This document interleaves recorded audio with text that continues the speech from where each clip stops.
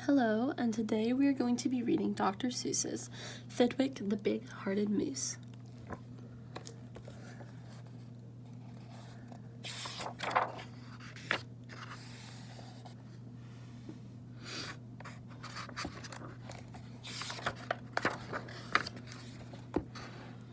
Up at Lake Winnebago, the far northern shore, lives a huge herd of moose, about 60 or more, and they all go around in a big happy bunch, looking for nice tender moose moss to munch.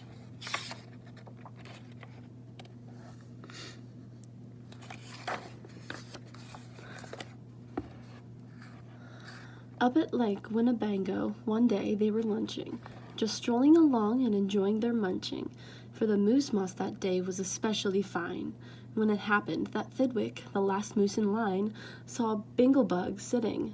The bug called out, "Hey, it's such a long road, and it's such a hot day. Would you mind if I rode on your horns for a way?"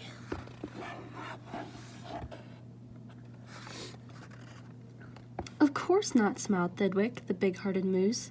"I'm happy my antlers can be of some use. There's room there to spare, and I'm happy to share. Be my guest, and I hope that you're comfortable there."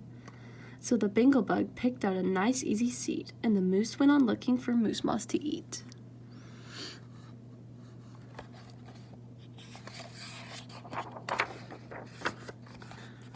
Well, about an hour or so later, the bug heard a squeak, and he heard the small voice of a spider tree speak. "I say," said the spider, "you've got a fine place. That moose seems quite friendly, has such a nice face. If I got on too, do you think he would mind?" "Hop aboard," laughed the bug, "and I think that you'll find that the moose won't object. He's the big-hearted kind." "I accept," said the spider, with joy and delight, and he started a web on the horn to the right.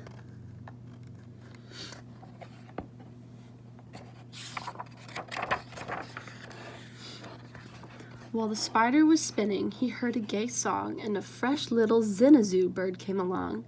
He stopped, and he stared, and he chirped, "Well, well, well! What a smart place to build! What a great place to dwell! I've been living on trees ever since I was born, but here's something new. Why not live on a horn? If there's room there for two, then there's room there for three. There's plenty of room," laughed the bug, "and it's free."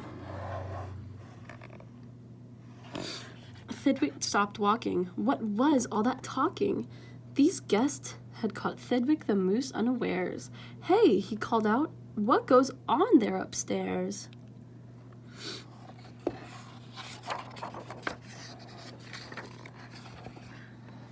"Just building a nest, sir," the zinazoo said, and began yanking hairs out of poor Thidwick's head, and he plucked out exactly 204.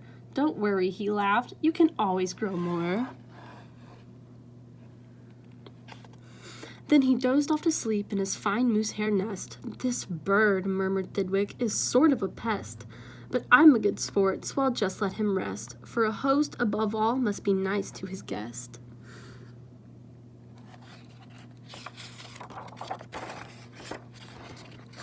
"Besides, now, it's getting quite late in the day, and surely tomorrow they'll all go away." But alas, the next morning, the sun's early light brought to Thidwick's sad eyes a most unwelcome sight. "Meet my wife," said the bird. "I was married last night, and perhaps, by the way, I should mention to you that her uncle is coming to live with us too. You're a very fine host, so I knew you'd be willing."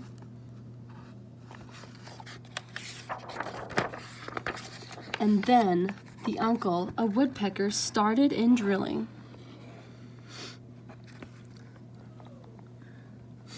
All Thidwick's friends shouted, "Get rid of those pests!"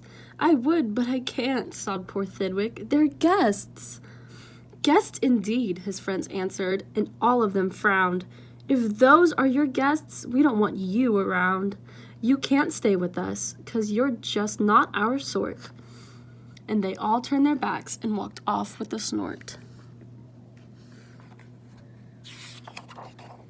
Poor Thidwick. Now the big friendless moose walked alone and forlorn, with 4 great big woodpecker holes in his horn. "What holes?" whispered Herman, a squirrel, who spied 'em. "What holes to hide nuts in? Mind if I tried 'em?"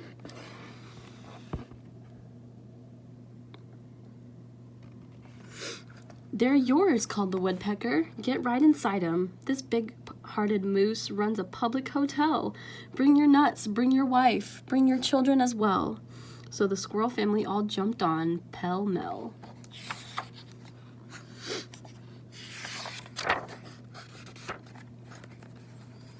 And the very next thing the poor animal knew, a bobcat and turtle were living there too.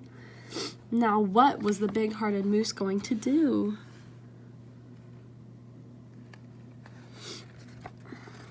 What would you do if it happened to you? You couldn't say scat, 'cause that wouldn't be right. You wouldn't scout scram, 'cause that isn't polite. A host has to put up with all kinds of pests, for a host above all must be nice to his guests. So you'd try hard to smile, and you'd try to look sweet, and you'd go right on looking for moose moss to eat.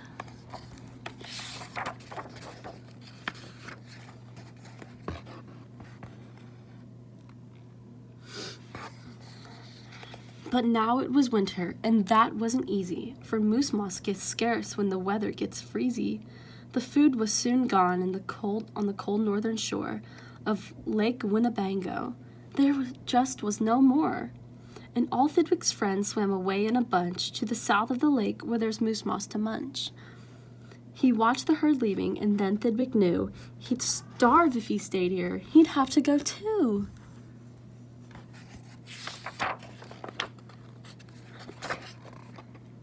He stepped in the water.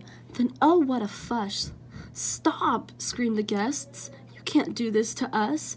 These horns are our home, and you've no right to take our home to the far distant side of the lake."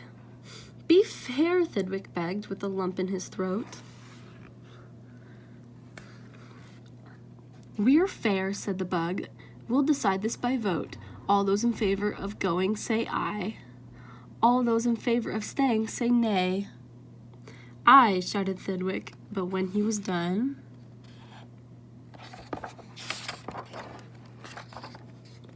"Nay," they all yelled. He lost 11-1. "We win," screamed the guests, by a very large score, and poor starving Thidwick climbed back on the shore. Then, do you know what those pests did? They asked and some more.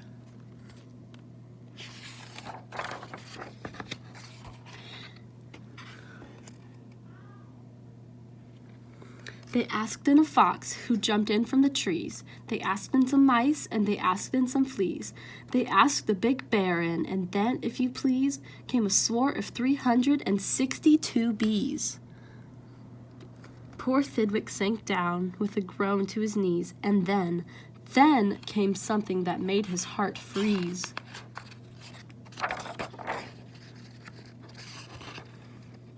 Bullets came zinging right past Thidwick's face. Guns were bang-binging all over the place. Get that moose, Thidwick heard a voice call. "Fire again and again and shoot straight, one and all. We must get his head for the Harvard Club wall." Oh no.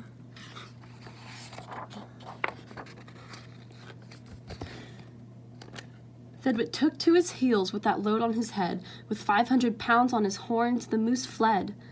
He could have run faster without all those pests, but a host, above all, must be nice to his guests. Up canyon, off cliff, over wild rocky trail, with bullets bouncing around him like hail, up gully, through gulch, and down slippery sluice, with his hard-hearted guests raced the soft-hearted moose.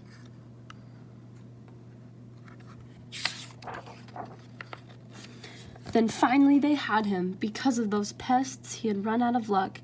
Because of those guests on his horns, he was stuck. He gasped. He felt faint, and the whole world grew fuzzy. Thidwick was finished completely. Or was he?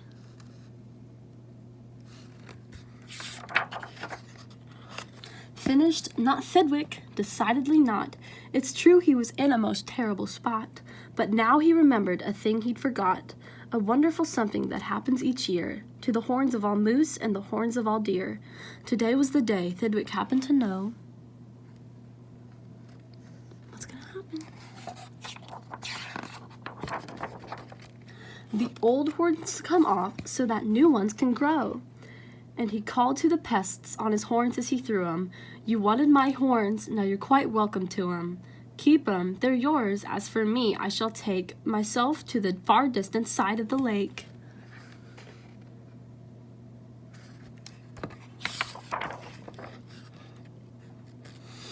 And he swam Winnebago and found his old bunch, and arrived just in time for a wonderful lunch at the south of the lake where there's moose moss to munch.